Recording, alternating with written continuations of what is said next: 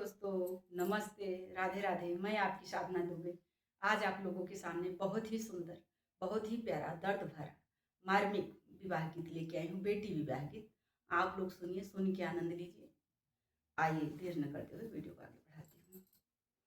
कहवा से उठली रे काली रे बदरिया हो, कहवा बरिसन के जाई जी।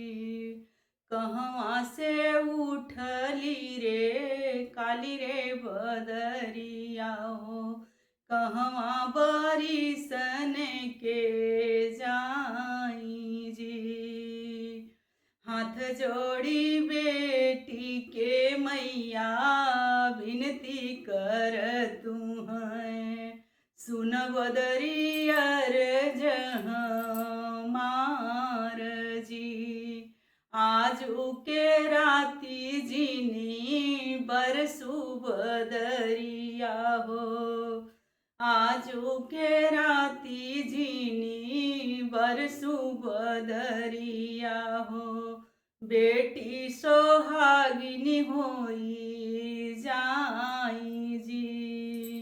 आजू के राती जीनी बरसू बदरिया हो, बेटी सोहागिनी होई जाई जी। जेठवा मई तड़प्यऊ बई सखवा मई तड़प्यऊ, घुमरी के आई गय साढ़ जी। जेठवा मई तड़प्यऊ बई सखवा मई तड़प्यऊ, घुमरी के आई गय साढ़ जी। कहवा से उठली रे काली रे बदरिया हो, कहवा बरिसन के जाई जी। घर में से निकलिनी बेटी के चाची हो, बदरी से अरजली है ठाड़ी जी। आजू के राती जीनी बरसू बदरिया हो, बेटी सोहागिनी होई जाई जी। जेठवा मई तड़प्यऊ बर बई सखवा मई तड़प्यऊ, घुमरी के आई गय साढ़ जी। जेठवा मई तड़प्यऊ बई सखवा मई तड़प्यऊ, घुमरी के आई गय साढ़ जी।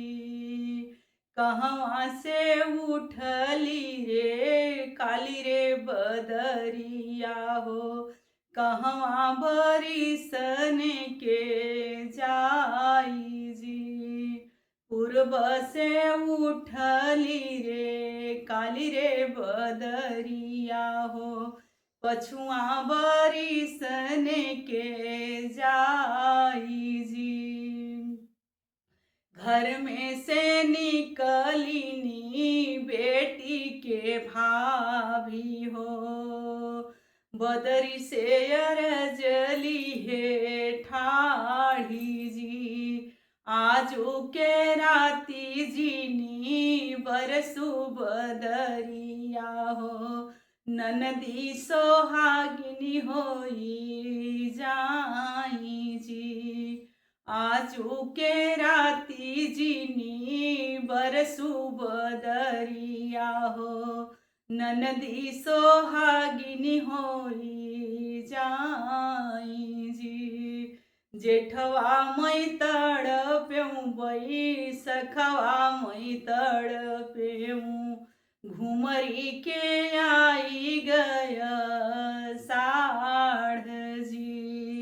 कहवा से उठली रे काली रे बदरिया हो, कहवा बरिसन के जाई जी। धन्यवाद दोस्तों, फिर मिलती हूँ नेक्स्ट वीडियो में। हर हर महादेव।